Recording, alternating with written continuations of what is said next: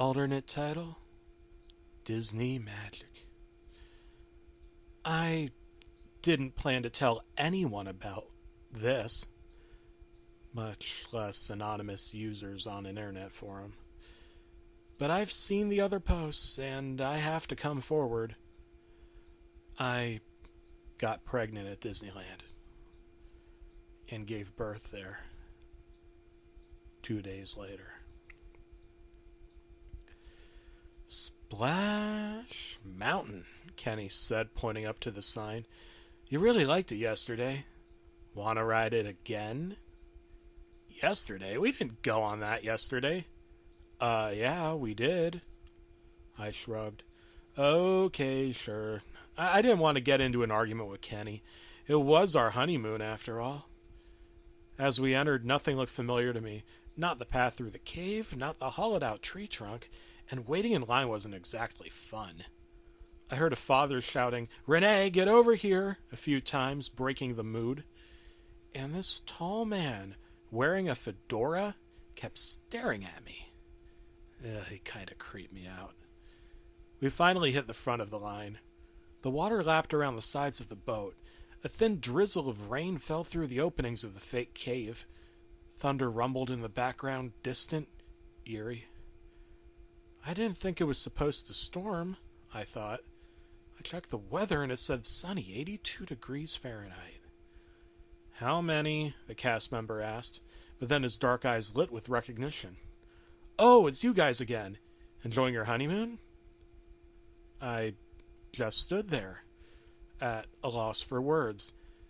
If we didn't go on this ride yesterday, how come he remembers us? We climbed into the boat. Front row this time, Kenny said excitedly, looking around at the water. But his voice sounded muffled, far away. The thunder rumbled again, closer this time. The pattering rain drummed in my ears like the throbbing of my heart. Clink, clink, clink. The boats climbed the hill, entering a cave tunnel. The sounds faded into the distance. As we sped down the other side, I felt a wave of nausea. Kara? Are you okay? I nodded. But as we twisted around the curve, I felt it again. I took in a deep breath of fresh air. Just motion sickness, I bet. We slowly floated around a fake briar patch. I stared at it, trying to swallow the urge to vomit. The thick brown vines curled around each other. Thorns and leaves ran their length, adding realistic detail. Except for one. No, one was just a plain brown vine, tangled up with all the rest. As I stared at it, wondering why the Disney artists had neglected that one vine, I saw it move. It wriggled in the water, almost worm-like, almost snake-like. I couldn't make out a head or a tail, a beginning or an end. The briar patch was swept out of view, and the boat careened through another fake cave. Are you okay? Kenny asked, but his voice sounded so far away. My eyes fell on more of the briars, poking through the cave ceiling. One didn't have thorns. As I felt the vomit rise in my throat, the world faded to black. You're pregnant. I half expected the doctor to give me a tiny set of Mickey Mouse ears, or one of those big plastic buttons they give out for birthdays and anniversaries, saying, "I'm pregnant?" He was a doctor for Disneyland guests, after all. But he didn't. He just smiled. You're about 2 months along, I'd say. 2 months? I glanced over at Kenny. That's not possible. I'd had my period. I'd drunk alcohol, and most importantly, Kenny and I had only been married for 3 days. We'd need to order a full ultrasound to get the exact due date, but that's my guess. He tucked the ultrasound probe away. Now, is there anything else I can do for you? No. As we left, he didn't even tell me to have a magical day. He instead hurried over to the phone and began frantically dialing a number on his phone. Must be a busy life being a Disneyland doctor.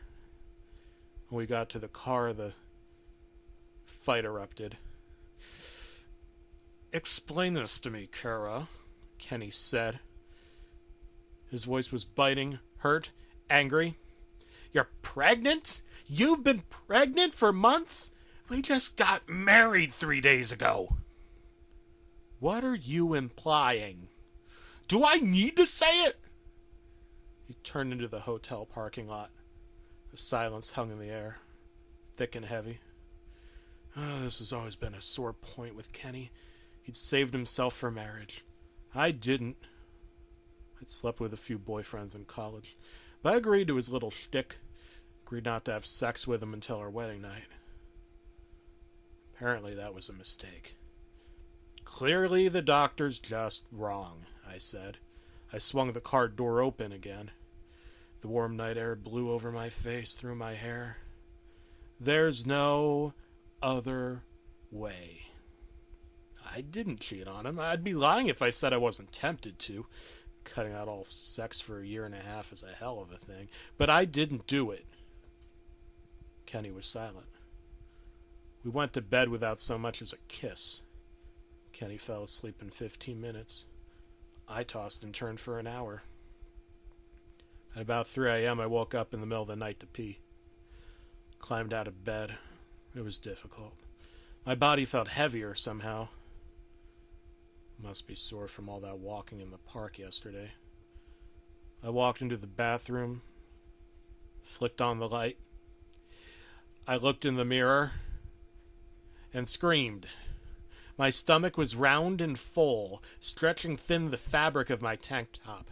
It bumped the countertop even though I was standing a foot or two away. I looked 6 or 7 months pregnant. Muffled thumps came from the other room as Kenny climbed out of bed. Kara, what's wrong?" He found me in a crumpled heap on the floor, sobbing, my arms covering my distended abdomen. I slowly removed them. He gasped. I don't know what's happening," I sobbed. He lifted me from the floor, his hands on my belly. "We have to get you to the hospital," he said, still staring. And then the thing kicked. My whole belly convulsed. Kenny pulled his hands away immediately, as if I was too hot to touch. Then came the pain. Sharp, intense cramp, starting in my lower back and radiating to my stomach. I screamed again, and Kenny held me tight. Thump, thump, thump. A knock at the door. Thank God. We hobbled over. Kenny pulled the door open. "Please, call 911. My wife, she's..." He stopped. On the other side of the door were not fellow hotel guests checking in if we were okay. No, they were some sort of operatives, officials, dressed in black suits, grim expressions on their faces. They grabbed us before we could blink, roughly pulled us by the shoulders down the carpeted hallway. I watched the paintings of Mickey Mouse go by, blurred through my tears. "Where are you taking us?" Kenny screamed. No reply save for the ding of the elevator. They pulled us inside. We rocketed down. 3, 2, 1, B1, B2. The floors raced by on the screen. There weren't any floors beyond B2. No more buttons. Still the elevator kept going down. My ears popped with the descent. When the doors finally parted, we were looking into a dark hallway, extending for miles. "Take them to the park," the tallest operative commanded. "We've got work to do."